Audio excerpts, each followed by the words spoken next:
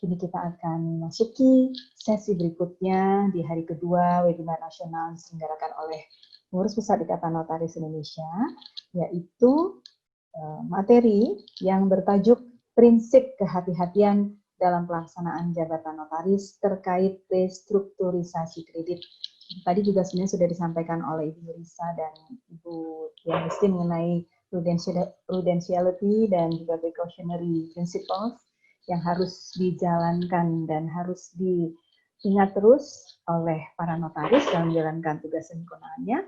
Dan kini 3 pemapar materi mungkin akan lebih mendalami, akan lebih memberikan highlight kepada masalah prinsip kehati-hatian tersebut.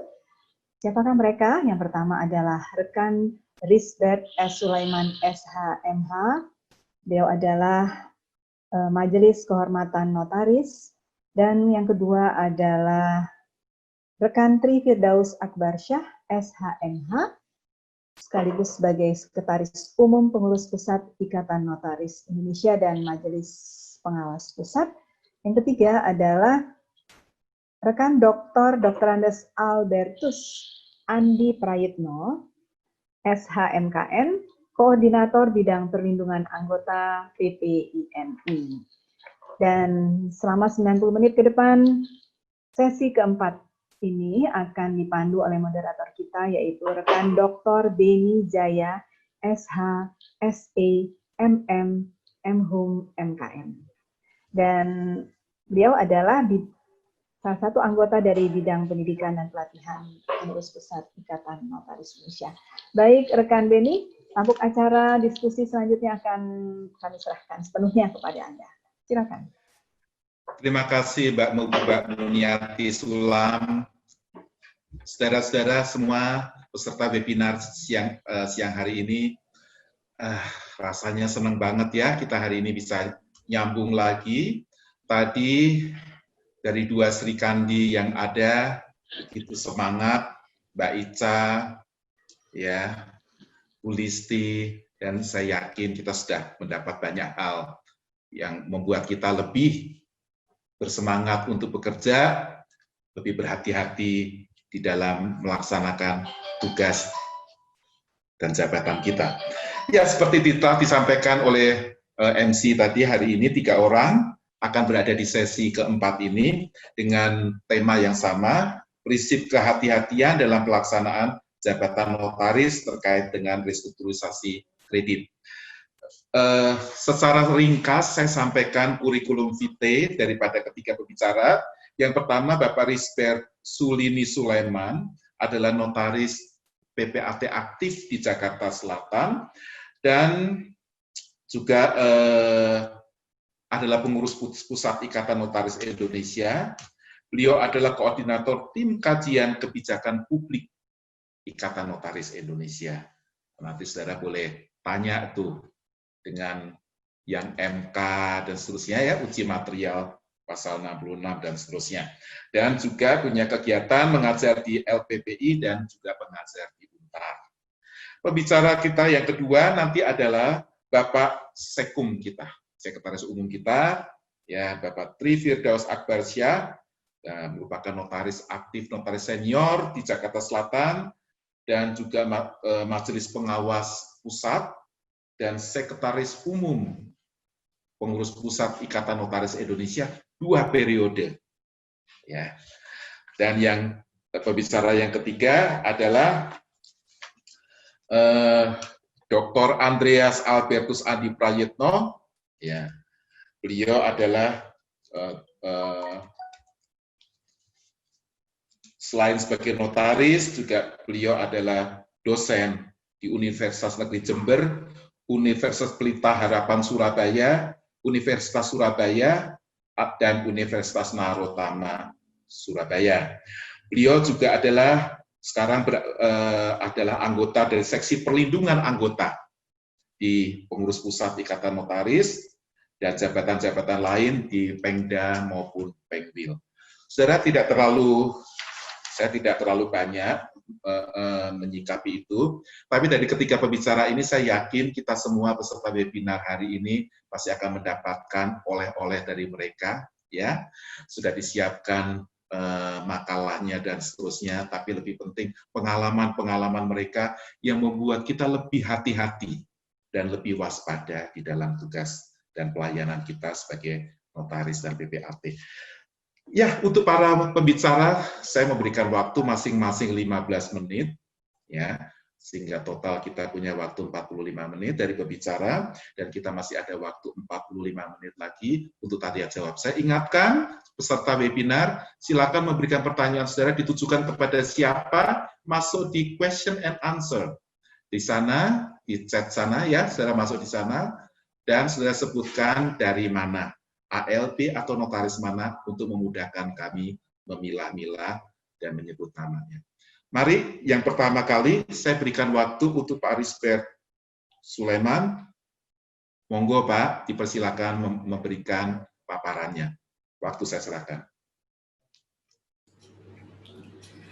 Terima kasih Bapak Moderator, Dr. Beni Jaya. Yang saya hormati Ketua Umum beserta Sekretaris Umum, beserta jajaran PPNI, para peserta webinar nasional yang masih setia pada siang hari ini, dan juga kepada para partisipasi yang saya banggakan. Assalamualaikum warahmatullahi wabarakatuh. Salam sejahtera untuk kita semua, dan semoga kita selalu diberikan kesehatan, dan saat ini semoga kita diberikan kekuatan sampai sore hari ini. Amin. Pada sesi ini, saya akan menyampaikan topik yang telah diberikan kepada kami, yaitu tentang prinsip kehati-hatian dalam pelaksanaan jabatan notaris terkait dengan restrukturisasi kredit. Hal ini sebetulnya kalau kita lihat daripada topik ini, apa yang tadi juga disampaikan oleh dua Sri Kandi yang luar biasa menurut saya, sampai dikupas tuntas yang menyangkut prudent partisipal ini atau kehati-hatian ini, sehingga saya mungkin juga bingung nih, yang materi yang mana lagi yang akan disampaikan. Kami ada bertiga, mungkin saya sendiri nanti akan mencoba beberapa permasalahan yang terkait dengan masalah Majelis Kehormatan Notaris yang selalu selama ini rekan-rekan notaris terkait dengan suatu masalah yang menyangkut dengan masalah proses peradilan. Dan juga nanti mungkin ada satu rekan kita dari Majelis Pengawas juga mungkin nanti akan melihat dari sisi pengawas, dan yang tidak kalah pentingnya tentu adalah Pak Andi sebagai pengayoman yang selalu membantu rekan-rekan yang dalam hal ini kalau tersangkut atau perlu pendampingan di dalam hal suatu permasalahan terkait dengan dalam jabatan notaris. Dan kami mungkin juga tidak akan membahas tentang apa itu restrukturisasi kredit, karena tadi juga luar biasa saya melihatnya terhadap dua Sri Kandi tadi yang sudah membahas dengan jelas. Memang kalau jika kita lihat dari judul, tidak ada yang spesifik. Kalau saya lihat kehati-hatian, memang dari awal kita harus hati-hati. Dan ini memang sudah selalu dan wajib hukumnya harus dijalani. Supaya tadi yang disebut oleh para Sri Kandi tadi, aman dunia dan akhirat. Tapi kalau jika tidak, nah itulah dia nanti akan berurusan baik dengan MKN atau MPPN atau pengayoman. Tapi hal ini akan berbeda. Berbeda adalah karena apa? Perbedaan itu karena saat ini kita membuat akte dalam kondisi yang berbeda. Sesuai dengan kemarin sambutan Pak Menteri Hukum dan HAM yang juga dijelaskan oleh atau yang disampaikan oleh Pak Dirjen AHU, Pak Cahyo, itu beberapa poin betul-betul sangat concern dengan situasi ini. Karena kita ini saat ini dalam kondisi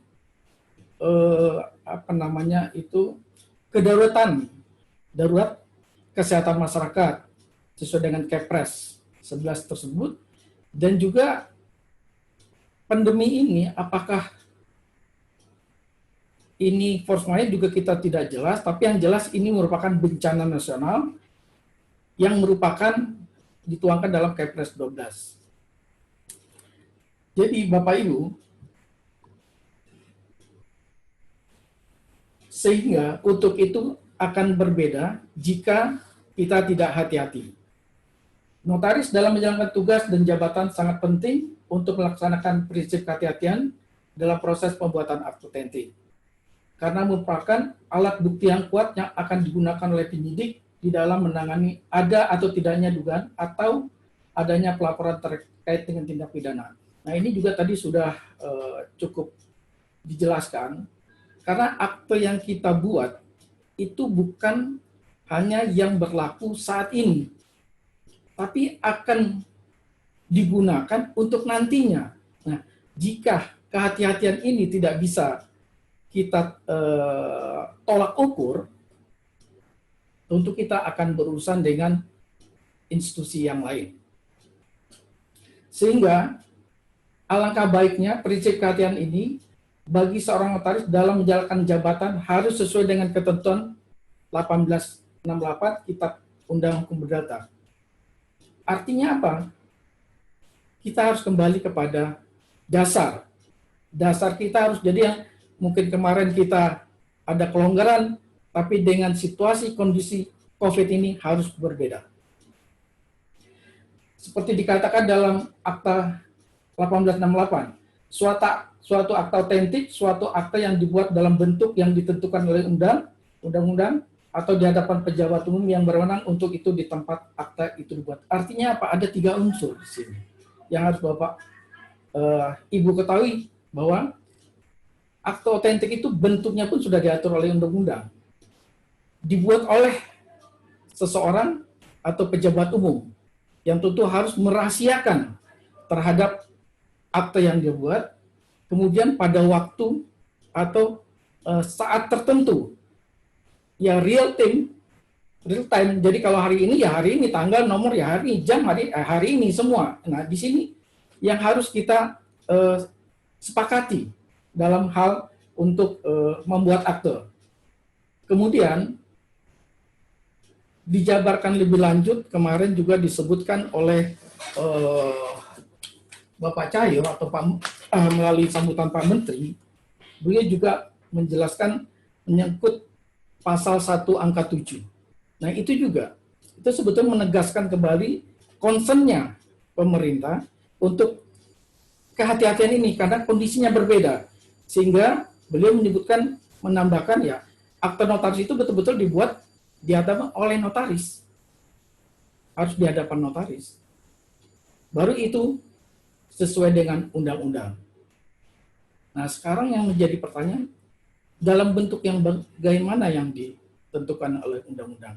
Nah, kita lihat di dalam pelaksanaan jabatannya tadi juga sudah disebutkan oleh rekan Yurisa, yaitu dalam pasal 16 angka 1 huruf A, notaris dalam menjalankan jabatan bertindak amanah, jujur, seksama, mandiri, tidak berpihak, dan menjaga kepentingan pihak yang terkait dalam perbuatan hukum. Nah, ini landasan-landasan yang mau tidak mau harus dalam kondisi ini kalau ingin itu tadi selamat dunia dan akhirat. Kemudian dokumen-dokumen yang ada seperti melekatkan surat dan dokumen serta sidik jari penghadap pada minuta. Nah, ini juga karena nanti ada kaitan dengan pasal 66. Pasal 66 hal ini, kalau misalnya mulai warka dan sebagainya tidak jelas, ini akan bermasalah. Selanjutnya, dalam hal bentuk akte, mungkin saya tidak akan bahas satu persatu, tapi yang jelas di dalam pasal 38 tersebut, akte autentik itu sesuai dengan UJN harus ada awal akte, badan akte, dan akhir akte. Inilah yang dalam formatnya Ibu harus teliti, adil di dalam menyampaikan Oh, ini kok muncul ya. Maaf, ini di layarnya berbeda ini. Halo, moderator.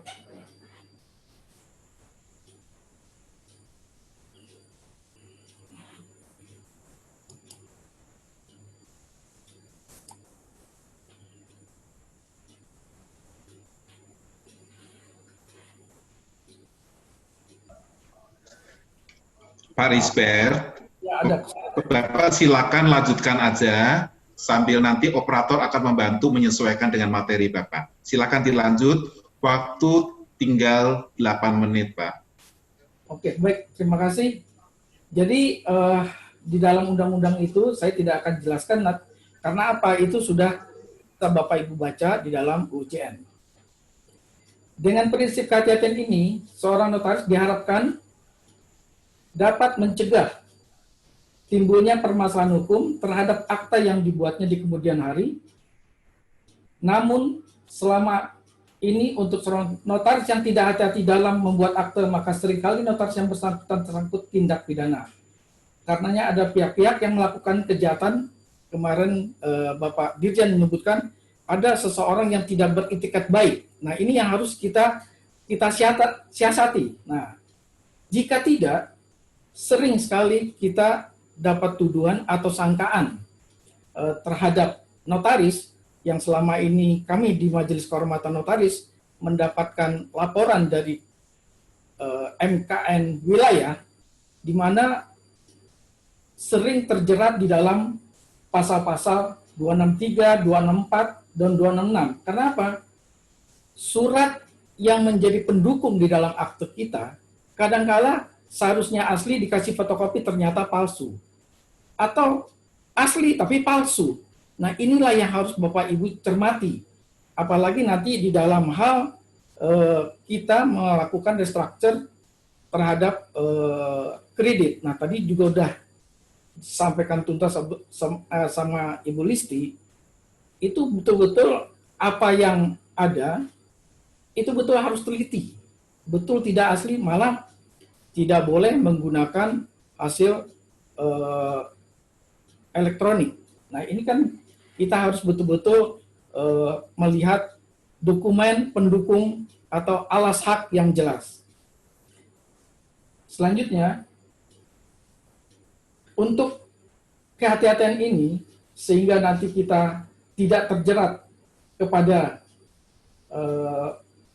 pasal-pasal yang tersebut di atas, yang menjadi pertanyaan kita dalam situasi ini adalah proses perjanjian kredit, apakah kedudukan tersebut, bagaimana status jaminan jika ada isu. Karena apa? Masih memang ada bencana alam ini masih sangat secara bencana nasional ini. Karena kemarin satu sisi kita ditugaskan untuk melakukan pembuatan akte restructure dengan POJK. Di sisi lain, tapi kita juga tidak termasuk di 8 yang dikecualikan oleh pemerintah membuat akte tersebut. Apakah yang dibolehkan hanya akte perbankan atau boleh akte lain? Ini juga kita harus sangat hati-hati. Jadi mungkin disinilah Bapak Ibu, kemarin juga Pak Cahyo bilang harus mencari suatu terobosan bagaimana untuk menjembataninya tersebut. Oleh karenanya untuk mencegah agar notaris tidak masuk dalam permasalahan hukum, maka notaris harus mengenal dan mempelajari para pihak lebih jauh dengan optimal prinsip kehati-hatian di dalam membuat akte. Slide-nya selanjutnya. Seperti sebelumnya, meneliti dengan cermat identitas. Nah, ini yang tadi juga dijelaskan oleh para pembicara sebelumnya. Jadi meneliti dengan cermat tentang identitas, mulai dari KTP, kualitas, apakah kuasa, apakah itu persetujuan, itu betul-betul harus dicermati. Kemudian memeriksa dengan cermat data subjek dan objek, berarti alas-alas hak atau warka-warkanya itu betul-betul sudah sesuai. kemudian menyiapkan akte dengan hati-hati, cermat, dan teliti yang sesuai dengan UJN. Nah, ini juga sebagaimana yang tadi disebut di dalam pasal 38, itulah format yang harus kita buat, di samping ada hal-hal yang memang spesifik oleh undang-undang ditentukan lain. Kemudian membuat laporan jika ada indikasi pencucian uang. Nah, inilah, untuk itu kita sedang dalam suatu kondisi yang disebut pandemi COVID-19, sedangkan restrukturisasi sudah di depan mata, baik corporate maupun masalah pinjaman di bank atau non-bank. Corporate juga kemarin sudah dibahas tuntas oleh rekan Aloysius dan Pak Aulia, itu juga sangat baik, sehingga saya juga tidak akan uraikan di sini. Nah, kemudian masalah restrukturisasi ini. Maaf Pak Risber, 2 menit lagi Pak Risber. Oke, kalau gitu saya terakhir.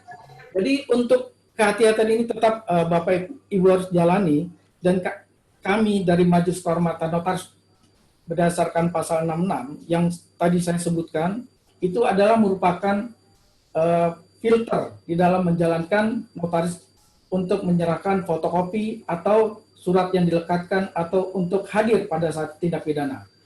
Nah, saat ini memang pasal 6 ini dalam proses adanya judicial review di MK yang dilakukan oleh para jaksa sesuai dengan surat permohonan perkara nomor 16 PUU 18/2020.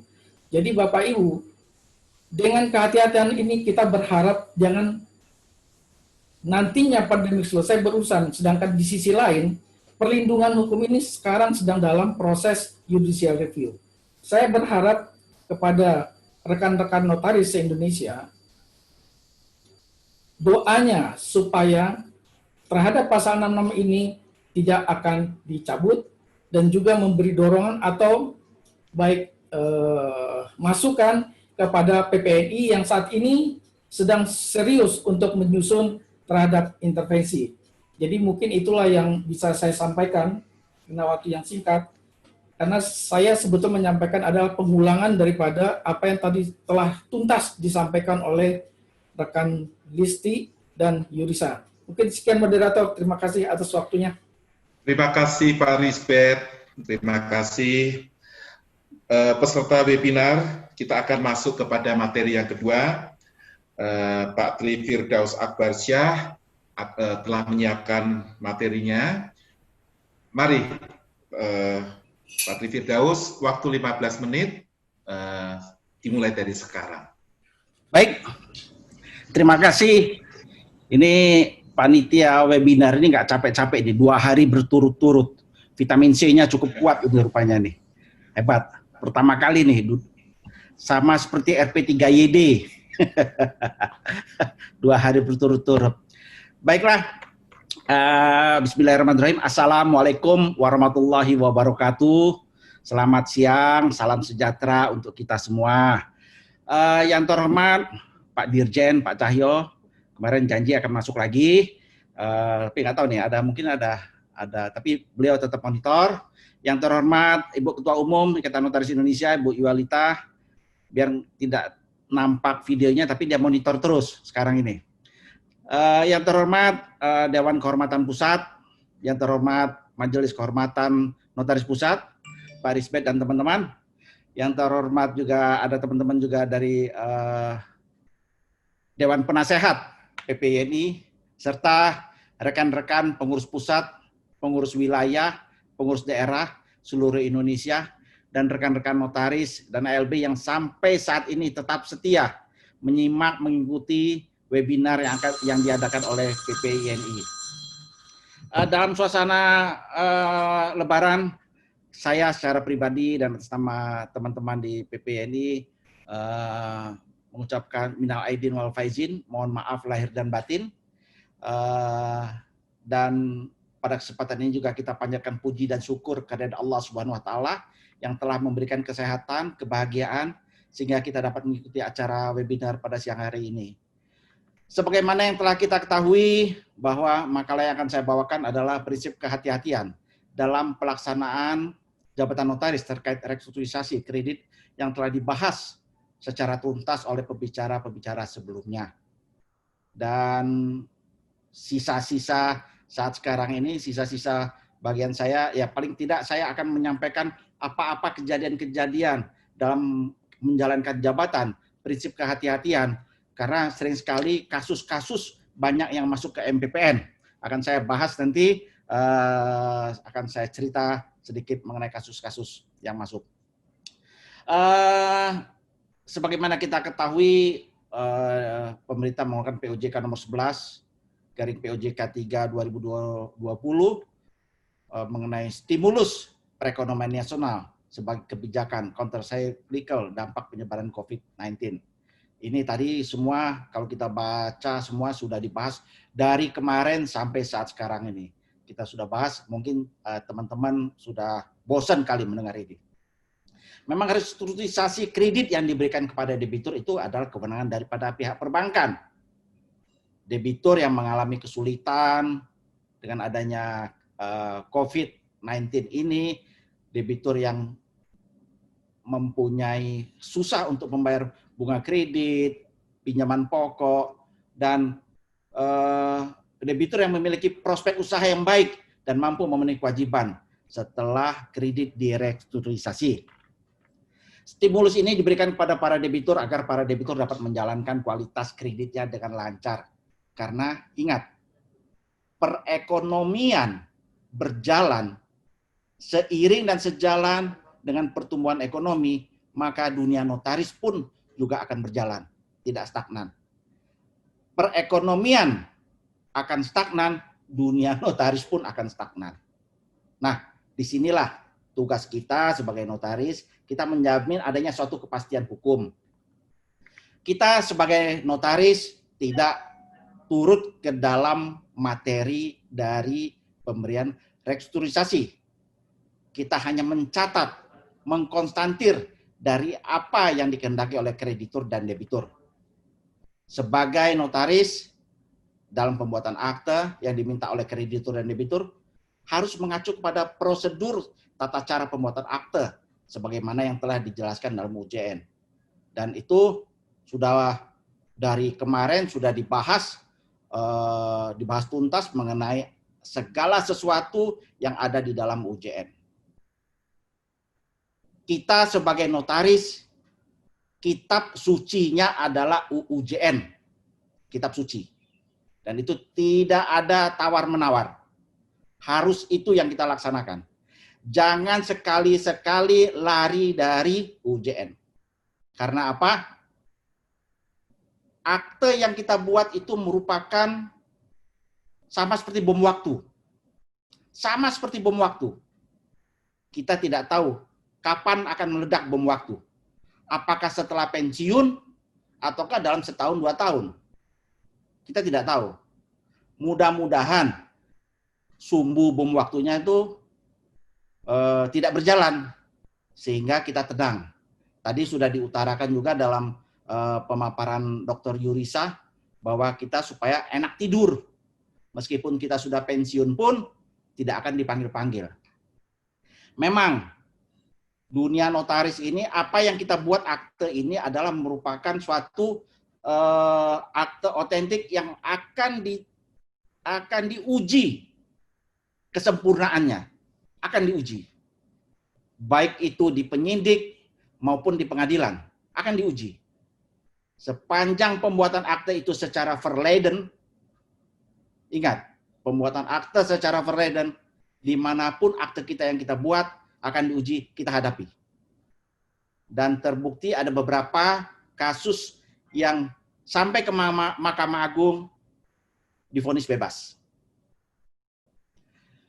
Prinsip kehati-hatian dalam melaksanakan jabatan notaris harus dilakukan secara baik dan benar, sesuai dengan hukum dan kehendak stakeholder, pihak yang berkepentingan. Kita jelaskan kepada stakeholder mengenai kebenaran prosedur dan substansi akta yang dibuat. Harus juga sesuai dengan kaidah hukum, kaidah norma-norma, dan UJN. Jangan lupa kode etik notaris. Harus kita tegakkan. Kita dalam pembuatan akte juga harus seksama, mandiri, dan tidak memihak, sebagaimana yang diatur dalam pasal 16 UU JN. dan juga sebagai sesuai dengan kewenangan dan kewajiban dan larangan-larangan di dalam UJN. Sekali lagi bahwa kita sebagai notaris dalam pembuatan akte, kita hanya mencatat, mengkonstantir kehendak dari para pihak, dari para kreditur dan debitur. Tanggung jawab kita adalah kepala akte dan akhir akte. Isi akte jangan kita rubah-rubah. Kita sesuaikan dengan norma-norma, dengan aturan-aturan yang berlaku. Ketelitian, seperti yang tadi dikatakan oleh pembicara sebelumnya, ketelitian dalam meneliti berkas-berkas itu wajib. Ketelitian dalam meneliti identitas para pihak wajib. Saya sendiri beberapa kali didatangi oleh orang yang mengaku-ngaku dia sebagai orang yang ada di KTP. Tapi kita harus perhatikan, kita tes orang tersebut, Pak tanggal lahirnya tanggal berapa?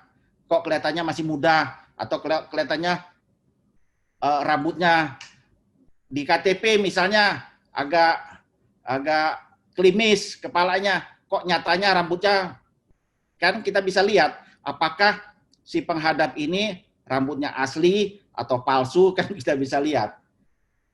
Dan saya berkali-kali temui di lapangan.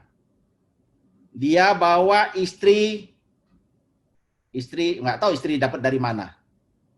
KTP istrinya, tapi yang dihadapkan kepada kita pada saat mau akad, karena dalam akad itu ada persetujuan dari pihak istri, yang dibawa istri yang nggak jelas. Beda dengan yang KTP yang, nah itu kita sampaikan kepada pihak bank, jangan sampai suatu saat akan terjadi masalah. Kewenangan dalam bertindak dalam komparisi harus kita perhatikan, dan aset sebagaimana jaminan kredit harus kita teliti secara sama. Ketelitian dalam memeriksa berkas-berkas pendukung sebagai dasar pembuatan akte harus kita teliti secara sama. Sebagaimana dinyatakan dalam pasal 16, notaris dalam menjalankan jabatannya wajib bertindak amanah, jujur, seksama, mandiri, dan tidak berpihak, dan menjaga kepentingan pihak yang terkait dalam pembuatan hukum. Mungkin pasal 16 ini sudah ribuan kali dikatakan di dalam webinar hari ini, dari kemarin dan sampai sekarang. Dan ini harus kita jaga. Senjata lawyer, senjata para pihak yang tidak puas dengan akte yang kita buat, selalu menggunakan bahwa notaris dalam menjalankan jabatannya tidak seksama. Itu senjatanya. Setiap kasus yang masuk ke dalam MPPN, saya lihat, selalu pasal 16 ayat 1. Seksama itu yang harus kita perhatikan. Kata seksama dalam pasal ini selalu dijadikan senjata. Selalu dijadikan senjata oleh para pihak yang bermasalah untuk menuntut dan menggugat notaris. Kasus yang masuk ke MPN, yang menurut notaris untuk diberikan sanksi, mereka minta kepada majelis pengawas untuk memberikan sanksi kepada notaris karena dalam menjalankan jabatannya tidak seksama. Ada kasus contoh, seorang debitur default, tidak bisa membayar kreditnya di bank. Lalu oleh pihak bank akan mengeksekusi. Dia mencari bagaimana caranya supaya akte yang dia tanda tangani itu cacat hukum. Dia ajukan gugatan. Dia ajukan gugatan dengan alasan notaris tidak membacakan dari awal sampai akhir. Notaris tidak pada saat penandatanganan tidak dihadiri oleh saksi. Dia bawa foto-foto. Ini loh Pak, saya hanya sama notaris saja. Dan dia tidak, padahal ada saksi juga. Saksi meskipun tempatnya agak berjauhan daripada si notaris. Dia juga foto. Nah, apakah karena kesalahan teknis misalnya di dalam pembuatan akte, lalu kreditnya jadi macet? Kan enggak. Tapi itu potensi. Ada potensi akan digugat. Nah, disinilah kehati-hatian kita harus seksama dalam hal ini. Nggak mungkin dong dalam tidak dibacakan akte secara keseluruhan sehingga kreditnya macet. Kan jauh itu. Kredit mah tinggal usaha, tergantung dari usaha dia. Kalau usahanya lancar, kreditnya lancar. Hal-hal demikianlah jangan menjadi potensi untuk diadukan, dijadikan alasan bahwa notaris dalam menjalankan jabatannya tidak seksama. Dalam kamus bahasa Indonesia, arti seksama ini adalah ketelitian. Jadi artinya luas. Ketelitian. Teliti dalam meneliti berkas, teliti dalam meneliti identitas, teliti dalam melihat materi-materi dalam akta tersebut. Dan di dalam pasal 16 huruf M harus dihadiri oleh 2 orang saksi. Dan ini juga jadi senjata. Terkadang mungkin notarisnya datang hanya dengan 1 asisten. Tanda tangan di bank. Padahal di situ banyak orang. Nah, itu juga jadi senjata itu oleh debitur yang macet. Pak, itu mereka pada saat tanda tangan tidak ada saksi, ini foto-fotonya. Itu yang harus kita perhatikan. Ulah debitur banyak, macam-macam. Ulah debitur yang kreditnya macet untuk minta menghalang-halangi untuk eksekusi. Dan kita harus siap. Oleh karena itu, setiap akte yang kita buat adalah harus selalu sesuai dengan UJN. Verleden, saya ingat dulu almarhum Pak Sugeng. Almarhum Pak Sugeng ini adalah itu komandan kami itu. Jadi yang berbagai macam kasus di seluruh Indonesia, kita dengan Pak Sugeng itu keliling menangani kasus-kasus yang dipanggil polisi. Kebetulan almarhum Pak Sugeng ini adalah mantan polisi dan dia ketua pengayoman. Jadi banyak kasus-kasus. Kuncinya setiap pembuatan akte adalah verleden. Dibuat, dihadapkan, dibacakan, dan ditandatangani. Sering juga terjadi akte kiriman. Yang menjebak kita itu adalah teman-teman kita sendiri. Perhatikan itu. Kasus banyak yang masuk itu dari teman-teman kita sendiri. Misalnya ada kiriman mau transaksi di daerah Jakarta. Yang dapat order dari Bogor. Telepon teman kita yang di Jakarta. Ini mau transaksi. PPJB-nya biar gue yang buat deh. Minutanya kirim aja. Masa nggak percaya sama saya? Saya kan notaris juga. Nah, disinilah. Pada saat itu memang tidak terjadi apa-apa. Pada saat itu tidak terjadi apa-apa. Setelah 2 tahun, 3 tahun, notarisnya jadi TSK. Siapa yang mau bisa bantu begitu?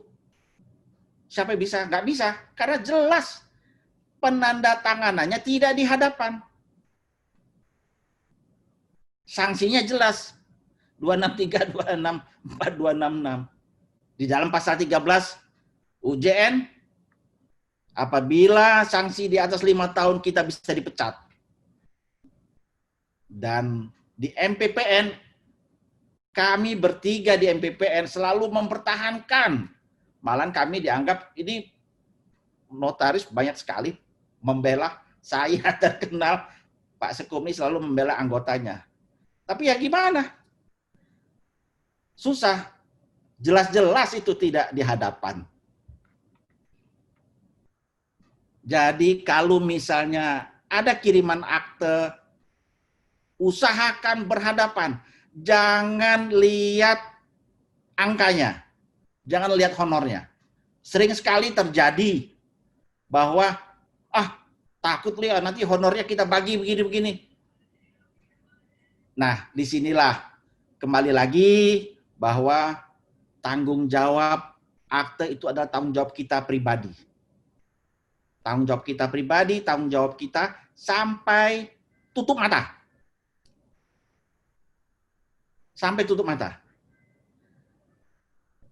Meskipun sudah pensiun, tetap kita dipanggil-panggil untuk mempertanggungjawabkan akte yang telah pernah kita buat. otentik atau tidak. Kita harus bertanggung jawab apa yang kita buat. Sementara yang ini jadi masalah bahwa teman-teman kita di penyidik itu harus kita beri wawasan juga. Mereka sama kita berbeda. Kitab sucinya beda. Kita perdata secara formil, mereka pidana secara material. Nah, disinilah kehati-hatian kita dalam pembuatan akte. Ingat, jangan mau minuta kita jalan-jalan.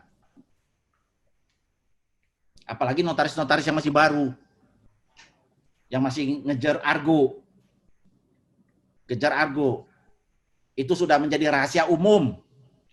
Sudah menjadi rahasia umum. Notaris kejar argo. Akte di mana-mana. Siang malam kita tanda tangani. Saya kedapatan notaris daerah Tangerang tanda tangannya di Ritz-Carlton. Ada. Ketahuan, malu-malu. Melipir dia. Tanda tangannya di Ritz-Carlton. Notaris Tangerang. Nah, kalau sampai terjadi masalah, susah kita mau melindungi. Susah. Dan kita juga bisa dituntut kerugian oleh mereka. Waktunya habis, Pak Tri. Oke, jadi intinya notaris dalam menjalankan jabatannya harus berpegang teguh pada UJN, memberikan perlindungan dan kepastian hukum kepada masyarakat, memberikan perlindungan hukum sendiri kepada kita sendiri. Jadi bukan hanya kepada masyarakat, kepada kita sendiri juga. Memberikan jaminan terhadap validitas dari akte notaris sebagai alat bukti yang sempurna. Saya rasa itu saja yang bisa saya sampaikan. Semoga dalam menjalankan jabatan kita, semua notaris-notaris di Indonesia selalu kepada UJN. Berpedoman kepada UJN, jangan lari dari UJN. Soal rezeki itu adalah urusan Tuhan. Soal rezeki urusan Tuhan. Jangan kejar argo. Itu, jangan kejar argo. Soal rezeki urusan Tuhan. Saya rasa itu saja. Pada kesempatan ini juga nanti akan ada Mbak MC, Mbak Muniati Sulam, ada pertanyaan yang bagus nanti dapat hadiah ya. Pertanyaan-pertanyaan yang bagus dapat hadiah. Lalu dan satu lagi pembicara yang terbaik akan dapat award. Pembicara yang terbaik dari kemarin sampai sekarang itu nanti akan dapat award khusus. Saya rasa demikian makalah dari saya. Semoga kita selamat semua, kita tetap sehat. Wabillahi taufiq wal hidayah. Wassalamualaikum warahmatullahi wabarakatuh. Terima kasih Pak Tri Firdaus. Kayaknya kita mesti bikin sesi khusus nih ya, sambil ngopi sore gitu sama Pak Tri Firdaus. Ini jadi kayaknya kita mesti pasang telinga dua. Yang nggak ikut seminar ini kayaknya rugi ya. Walaupun dia dapat makalah, itu cerita-cerita story behind itu, waduh, itu justru penting buat kita dan bikin kita lebih eling lan waspodo, Pak. Matur nuwun, Pak. Terima kasih, Pak. Terima kasih, Pak Beni. Nah, berikutnya, pembicara ketiga, saudara peserta webinar, walaupun topiknya sama, mereka saling melengkapi. Inilah hebatnya mereka semua ya. Pak Adi Prayitno, Dr. Adi Prayitno akan menyampaikan topiknya. Sudah disiapkan makalahnya. Mari kita sama-sama mendengarkan. Monggo Pak Adi Prayitno, silakan waktunya untuk Bapak. Baik, selamat siang rekan-rekan sekalian, kolega dan semua adik-adik ALB. Pertama-tama izinkan saya mengucapkan minal aidin wal faizin karena suasana masih hari raya ya, dan kita sekarang mulai agak tersendat dalam menjalankan jabatan. Baik, materi yang akan diberikan ini sebetulnya agak berat ya kalau kita lihat gitu ya. Karena kita menghadapi satu tantangan, kami di sini mengharapkan sebetulnya kita itu taat pada asas. Kuncinya hanya taat pada asas. Di mana saya juga bingung gitu ya, kalau mau menjelaskan ini kan sebenarnya saya ini sama aja juga menggarami laut, Pak Dr. Benny. Kita semua sudah tahu mengenai teori-teori pembuatan akta. Mungkin saya sama dengan Pak Tri Firdaus, yaitu kami akan mereminder. Ya. Lalu yang kedua, dalam kasus seperti sekarang ini yang dikatakan bencana nasional, kita ini sebenarnya mendapat satu tantangan di dalam menghadapi era masa corona, ya, virus, ya, disease 2019. Ya, ini tantangan buat kita. Jadi saya mencoba untuk sebenarnya tidak ada yang baru yang saya akan bicarakan, tetapi saya akan memberikan suatu trik mana kita tidak akan melanggar UU-JN, tidak melanggar mengenai WVH, kemudian juga tidak melanggar protokol kesehatan. Nah, saya akan mengawali dulu dengan adanya COVID-19 ini dengan cerita tentang musibah bencana nasional, ya, bukan bencana alam, ya, karena itu sudah meluncur PP-nya Presiden. Di sini kita suasana yang betul-betul mengena adalah tentang mulainya kita menjabat pada saat pandemi ini muncul. Ya, pandemi muncul. Dan ini di mana-mana. Ya, di mana-mana. Juga mungkin yang kita pernah mengikuti seminar internasional di Belgia, di Italia sudah dijalankan. Lalu bagaimana kita di Indonesia? Ya, kita panik gitu ya. Padahal sebetulnya kita tidak bicara masalah restrukturisasi saja dalam menjalankan jabatan kita. Tapi di dalam praktek kita itu juga harus melaksanakan bukan hanya kasus restrukturisasi, tapi dalam menjalankan jabatan ini macam-macam. Ya, pakai mengenai hukum keluarga, tentang pembuatan surat keterangan waris dan lain sebagainya. Nah, di sini kita mulai seperti di slide saya di sini, bahwa balik dulu Bu, Pak pendahuluan ya. Adanya pandemi, kita harus menerapkan ini WFH, social distancing, physical distancing, kemudian semua kegiatan diharapkan ya melalui online, ya, streaming, ya, teleconference, ya.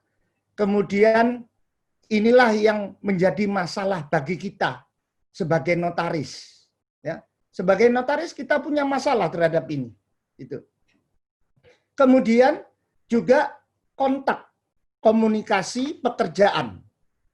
Kita secara fisik harus juga mengikuti protokol kesehatan dan dilaksanakan dalam waktu yang sesingkat-singkatnya tetapi jelas. Ini yang kita harus terapkan. Ya.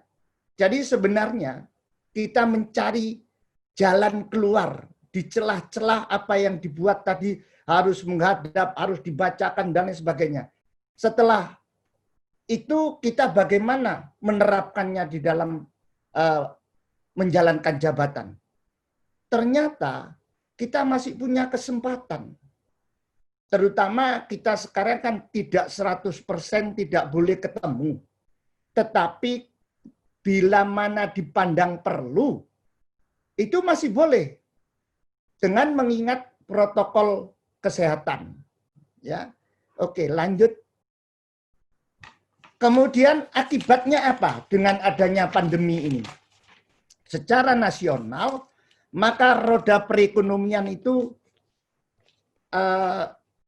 kacau balau, ya. Tetapi ya saya bersyukur, puji Tuhan, syukur alhamdulillah ternyata pemerintah cukup cekatan, ya. Dalam hari ini pemerintah cukup cekatan dengan mengeluarkan apa yang namanya restrukturisasi. Lalu ada lagi relaksasi. Nah, di sini sebenarnya bila mana ini tidak diadakan, ya, ini akan menjadi bencana beneran nasional, baik mengenai virusnya maupun mengenai kehidupan sosial kemasyarakatannya. Karena roda ekonomi tidak jalan. Perusahaan-perusahaan yang besar pun kena peraturan dengan apa yang sudah dilahirkan oleh pemerintah itu menjadi berhenti. Ya, pekerja-pekerja, buruh-buruh, itu semua berhenti. Nah, itulah kemudian kita bisa melihat di sini. Ya, salah satu yang harus digerakkan adalah mengenai perekonomian secara nasional harus berjalan, harus bergerak. Pengalaman beberapa waktu yang lalu di negara maju, bila mana sudah krisis ekonomi, maka rakyatnya diberi uang untuk membelanjakan sehingga pabrik-pabrik bergulir lagi. Ini sebenarnya tujuannya restrukturisasi menurut saya. Ya.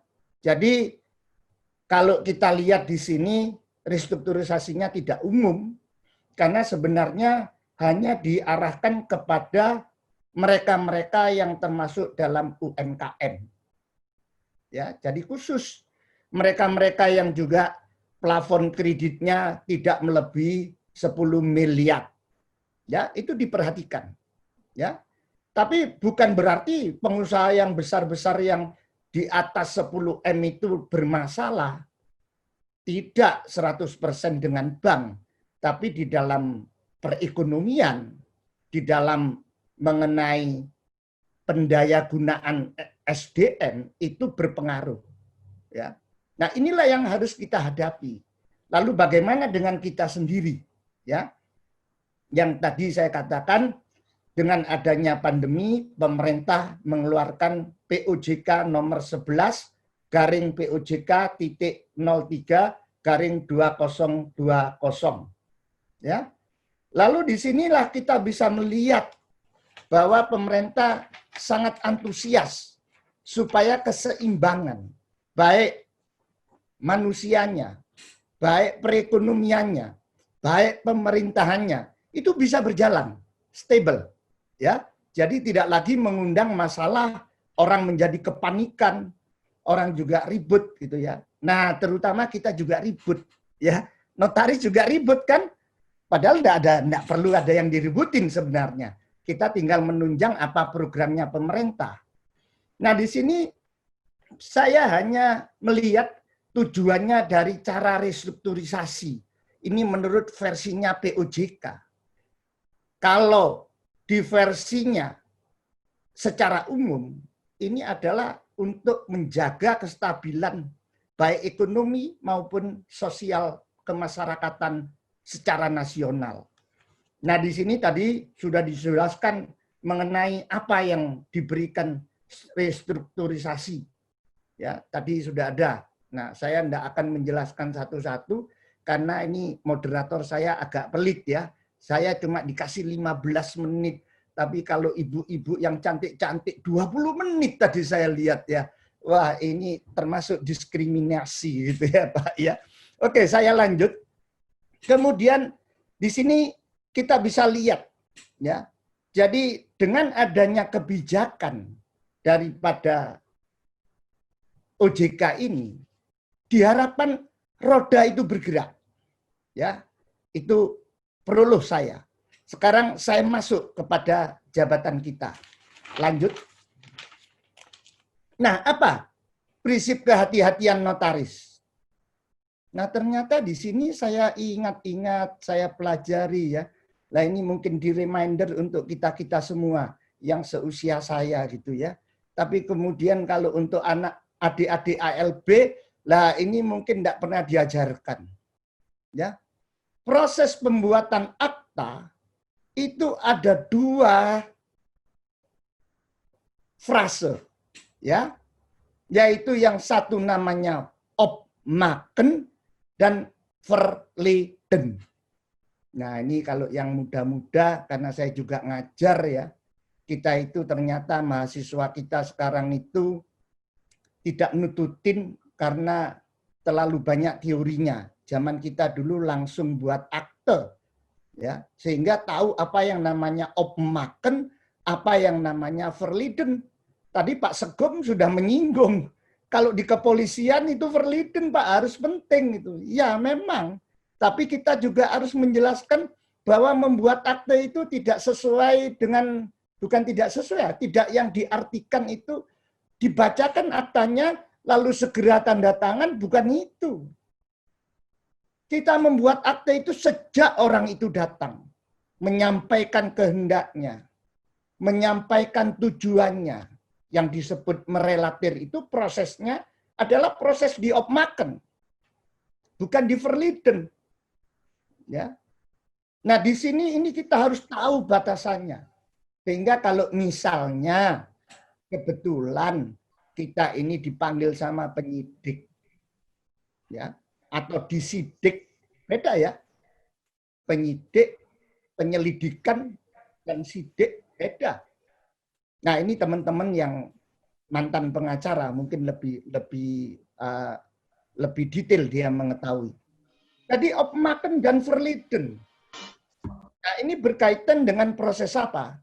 Yang saya maksudkan di sini nanti proses mengenai bagaimana menyelaraskan dengan apa yang disebut dengan kehati-hatian pembuatan akte pada masa COVID, ya, masa COVID-19 ini. Ini yang harus kita terapkan. Ternyata banyak teman-teman mungkin selalu menuntut untuk dapatnya dikeluarkannya undang-undang mungkin membolehkan notaris membuat telekonferensi. Tempo hari sudah pernah dibahas mungkin sama teman-teman bahwa Pak Andi, waktunya 3 menit lagi Pak Andi. Terima kasih. Justru di sini. Terima kasih. Saya minta waktu ya. Bagaimana kita caranya ini supaya bisa membuat secara elektronik? Padahal yang bertanggung jawab siapa? Yang untuk mengetahui pengenalan tentang penghadapnya. Itu perlu diperhatikan. Oke, sekarang saya agak cepat sedikit ya. Yang kedua ada proses pembuatan substansi aktanya. Pada masa opmaken, ya, aktanya apa yang perlu dibuat pada masa seperti sekarang khususnya tentang akte restrukturisasi. Ya. Berikut Bu, karena 3 menit ya. Kemudian ya, oke. Opmaken itu sudah saya jelaskan tadi bahwa balik lagi. Oke. Jadi opmaken itu pengumpulan data-data itu bisa dilakukan menggunakan elektronika, bisa menggunakan email, bisa menggunakan video conference dan sebagainya. Kita print out keluar itu nanti data pendukung dari minuta akta kita. Ya. Kemudian kita bisa berkonsultasi lewat menggunakan video conference dengan klien kita, ya. Kita kemas jadi satu. Setelah kita sudah positif untuk itu disetujui, maka kita melakukan apa yang namanya verleden. Jadi di masa konflik ini kita hanya mempersempit pertemuan kita. Ya, berikutnya, ya, verleden. Saya sudah tidak perlu lagi jelasin ya. Jadi ini sudah tahu semua teman-teman. Saya cuma mereminder. Dan pada waktu verleden ini sebenarnya kita bisa mempersempit lagi. Dengan apa? Dengan menggunakan pasal 16 UU JN. Nah, ini yang kita harus tahu, yaitu mengenai apa? Pasal 16 UU JN yang poin 7-nya, kalau nggak salah itu ya, poin berapa itu? Ya, 16. Ya. Pasal 16. Pasalnya. Ya, dilihat ya, di sana ada akta boleh tidak dibacakan. Jadi pada saat kita membuat yang namanya opmaken, kita jelaskan semua di dalam proses elektronik itu. Jadi kita jelaskan, semua diceritakan, sehingga mereka betul-betul tahu apa yang akan mereka buat. Kemudian kita tinggal tanya, nanti Bapak silakan datang kepada kantor saya, Bapak saya bacakan lagi, saya cross-check lagi data-data pendukungnya. Waduh, nanti dia akan muncul kata-kata begini. Loh Pak, sudah dijelaskan pada saat proses waktu Bapak konsultasi lewat media elektronika, Pak. Nggak usah dibacakan, Pak. Nah, itu dia yang minta, kan? Bukan kita yang menganjurkan. Lalu pada saat datang, maka kita membuat bisa dengan cara pasal 16 ayat berapa itu dilihat ada di tempat saya ini tertutup soalnya. Bentar ya. Itu bisa dilaksanakan akta yang tidak dibacakan. Ya, tetapi dengan catatan harus diingat, ya, kepala akta dan penutup akta harus dibaca. Karena ciri khas akte otentik itu ada pada awal dan penutup akta. Nah, kemudian di sini mengenai substansinya, ya, Anda harus ingat, kita semua harus ingat. Saya hanya mengharapkan jangan selalu menggunakan judul akta itu menggunakan bahasa asing, ya. Karena restrukturisasi ini bisa diartikan bermacam-macam. Ya, nanti saya hanya bisa dilihat di perbendaharaan apa kamus bahasa Indonesia. Itu restrukturisasi apakah harus membongkar yang lama, apakah harus merupakan tambahan saja, apakah merubah juga nanti isi aktanya, itu panjang. Jadi harapan saya judul akta itu cukup menggunakan bahasa Indonesia, yaitu akta perubahan. Ya, apa yang dirubah macam-macam, tapi tidak membangun kembali. Ya, tidak membangun kembali. Nah, substansi akta yang perlu diperhatikan berikut slide-nya, yaitu mengenai apa? Yang perlu diperhatikan mengenai bagaimana bila mana pada saat restrukturisasi itu tentang asuransinya, tentang nilai agunannya, tentang siapa jadi bortohnya, tentang siapa avalisnya. Itu walaupun kita tidak diminta, notaris wajib menanyakan kepada para pihak, ya, terutama mengenai asuransi, ya, apakah selamanya, apakah berhenti, apakah diperpanjang, itu kita wajib. Karena notaris itu bukan hanya merelatir dan mengkonstantir, ya, tapi kita ini adalah legal advisor terhadap akta yang kita buat. Itu diingat. Ya, karena tanggung jawabnya itu ada pada kita nanti. Seperti tadi Pak Sekun katakan, itu bom waktu. Ya, notaris kalau banyak aktenya itu ya, jangan bangga gitu ya. Karena takutnya nanti itu meledak. Beda dengan profesi dokter ya. Kalau dokter itu disuntik 3 kali 24 jam, enggak ada apa-apa, aman. Tapi notaris akan dituntut sampai katanya apa tadi, mata menutup ya. Padahal saya tiap malam menutup mata itu Pak Sekun. Ya. Jadi ini harus diingatkan mengenai substansi dari adanya perjanjian restrukturisasi itu. Karena waktu juala yang membuat saya bercepat-cepat, maka ini kesimpulannya seperti ini ya Pak ya. Jadi notaris dalam masa konflik hanya dapat mempersingkat masa temu atau kopi darat ya, yang semua itu bisa dibuat melalui proses yang namanya opmaken, semua by elektronik. Tetapi mengenai verleden itu kita mempersempit waktu, atau bahkan dengan cara yang tadi sangat ekstrim, akta tidak dibacakan karena permintaan para penghadap. Selesai. Ya, 16.7. Ya, itu. Coba kita buka lagi ya. Kira-kira itu yang saya sampaikan. Kelewatan berapa ini sudah Pak Ben? Ya Pak, terima kasih Pak Andi. Ya, saya lebihnya saya mohon maaf. Wassalamualaikum warahmatullahi wabarakatuh. Rasanya nggak salah nih Pak Andi kalau jadi dosen ya. Kayaknya kita masih mau nambah satu SKS lagi, boleh Pak? Nanti makan siangnya langsung dijadiin satu dengan makan malam ya Pak? Boleh, Bapak. Oke, para peserta webinar siang hari ini, sebenarnya kita sudah, karena pembicaranya 3, memang saya cuma dikasih waktu 45 menit, tapi ini juga udah diambil karena pembicara kita tiga-tiganya semua bersemangat. Ya, walaupun sudah waktunya makan siang. Tapi kita masih akan masuk ke sesi berikutnya, yaitu tanya jawab. Kelihatannya saya akan panggil khusus nih ya, kali ini bukan dengan question and answer room. Saya pengen tanya nih, mungkin pengen kasih kesempatan dah ke pembicara kemarin. Pak Taufik, boleh kasih satu pertanyaan khusus buat Pak Taufik. Boleh muncul? Silakan Pak Taufik.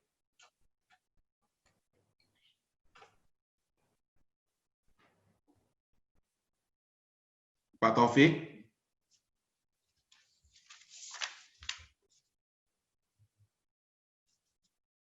Operator boleh.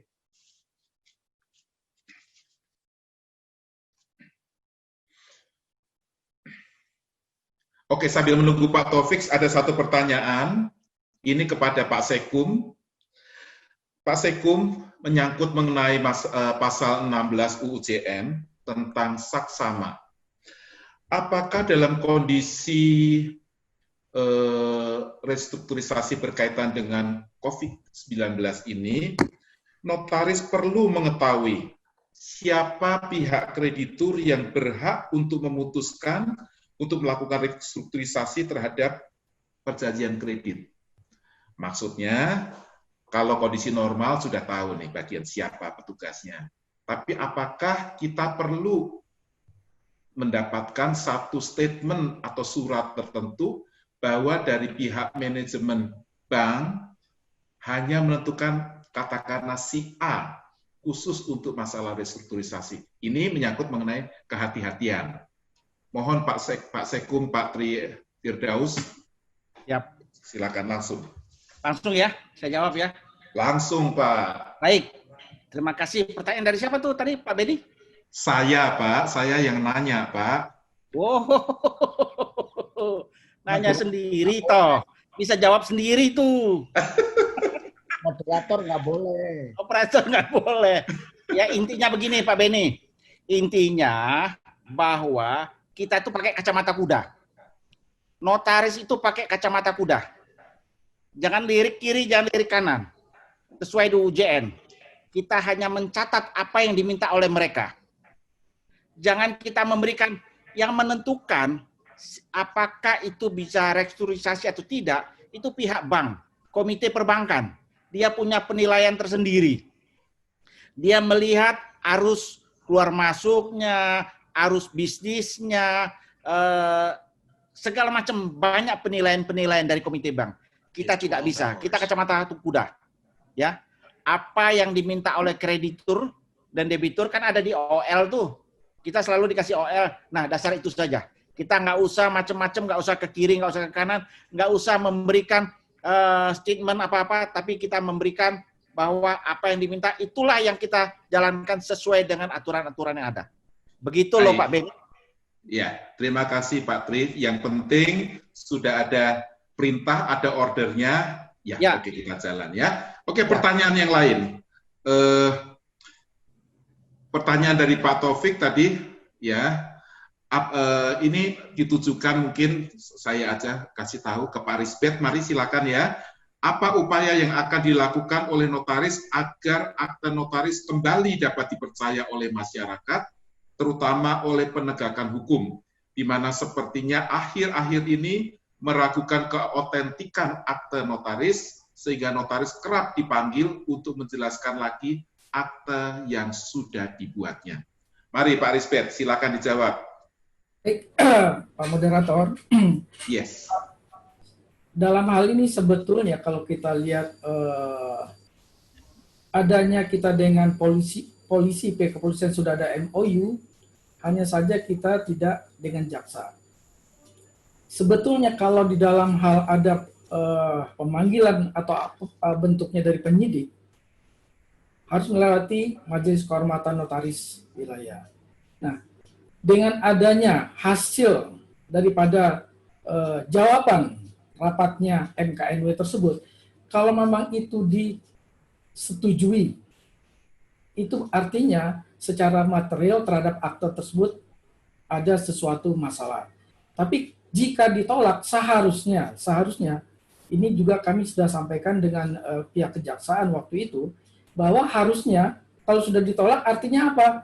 Akte itu diterima dengan sempurna dan menjadi alat bukti yang kuat. Tetapi, nah ini yang jadi masalah, tetapinya mereka bilang, karena peraturan kami baru dikatakan akte tersebut menjadi alat bukti yang sempurna setelah dikonvert oleh kepada notaris yang bersangkutan. Padahal notaris tersebut sudah diselesaikan di MKNW. Nah, jadi ini yang harus sebetulnya perjuangan dari pihak kita, INI, bagaimana merumuskan apakah itu mendobrak KUHP atau Undang-Undang Kejaksaan.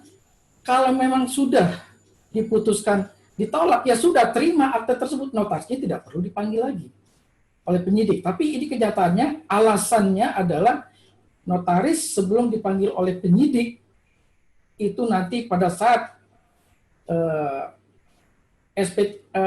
surat gugatan masuk dilimpahkan ke kejaksaan, dia akan turun kembali. Kenapa? Apakah sudah dipanggil notaris tersebut? Nah, ini yang jadi masalah. Jadi harusnya kita kalau sudah yang tadi disampaikan oleh rekan Trifirdaus, udah kacamata kuda, kitabnya UJM dan undang-undang yang lain yang terkait, berarti kita harusnya sudah pede untuk kemanapun kita dibawa. Mungkin itu sedikit, Pak Moderator. Saya tambahkan, Pak Bedi, boleh saya tambahkan dikit?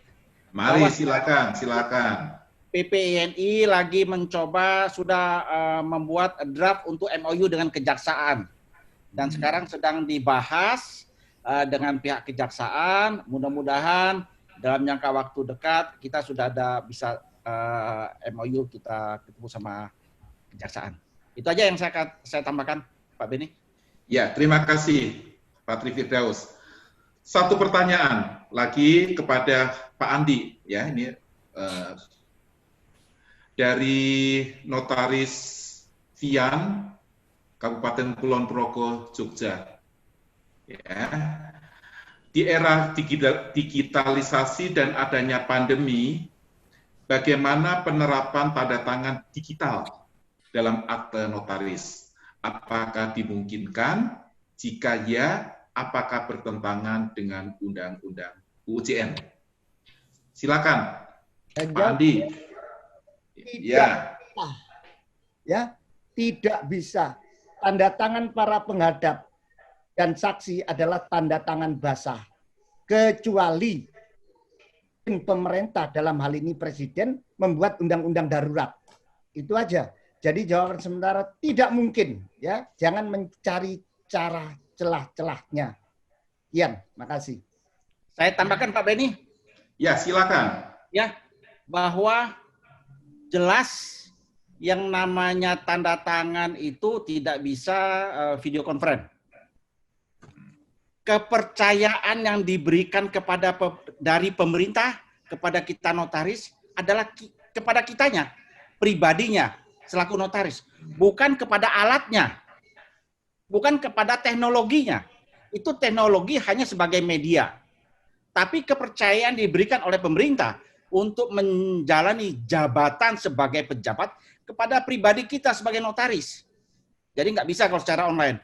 Kemarin waktu webinar internasional, Lionel Galis dari Prancis, Vice President for Europe Notary in Prancis, dia mengatakan, teknologi adalah kunci penting, tapi kita tidak boleh tergantung pada teknologi. Notaris adalah memberikan autentifikasi di dalam akta. Nah, di luar negeri pun menyatakan begitu. Tidak bisa apabila tanda tangannya dipercayakan pada teknologi. Manusianya, human-nya yang diberi kepercayaan. Demikian Pak Beni. Terima kasih. Tambahan. Ya, saya kira sesinya cukup menarik. Saya pengen dengar satu lagi ini mungkin ya, dari Pak Risbert. Boleh nggak kasih satu pengalaman yang Pak Risbert sudah pernah alami dalam menangani kasus-kasus yang muncul, yang mungkin akan memperkaya wawasan kita. Mari Pak Risbert coba. Baik, terima kasih moderator. Memang di dalam setiap laporan dari MKNW kepada pengurus pusat, banyak pengalaman yang selalu jadi dilema. Kenapa? Pada saat MKNW memutus disetujui, MKNW-nya dimusuhi. Pada saat MKNW menolak, pihak penyidik koreksi, lapor ke atas sampai kadang-kala mengadu kepada pusat. Tapi di sini adalah yang sangat kita lihat selalu kurang hati-hatinya.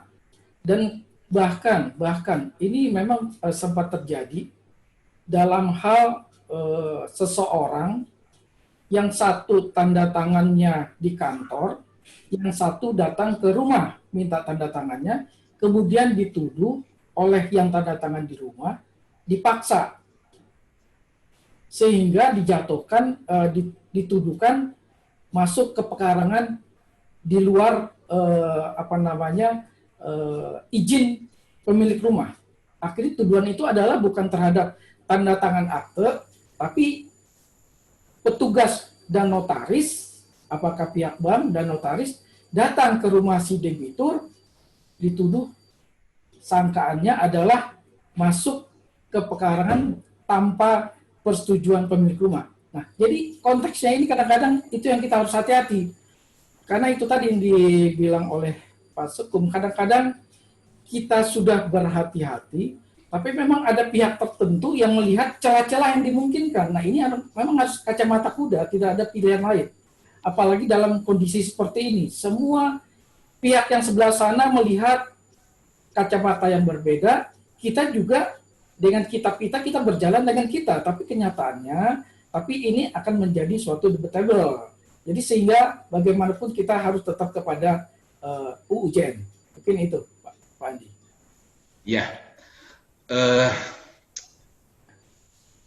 kelihatannya kalau ini dibablasin lagi, kayaknya sesi 5 boleh di skip nggak ya? Saya ambil sesi 5-nya sekalian ya. Nanti Bang Ara bisa ribut sama saya. Tapi untuk peserta webinar, rasanya kita telah dapat banyak pencerahan dari pagi, siang ini.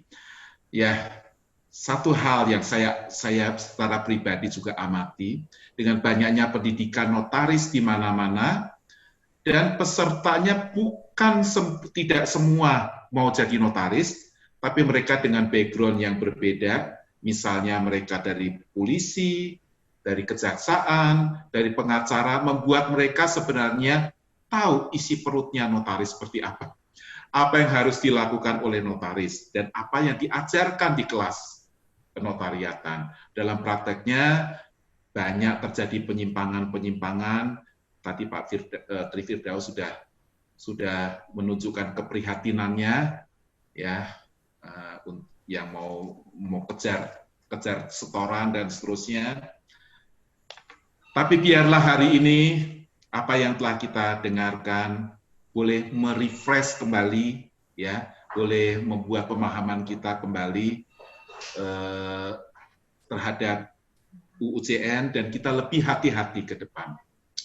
Saya kira waktu jua yang akan membuat saya harus segera berhenti. Saya takut diomelin sama MC karena saya sudah melewati waktu yang telah diberikan.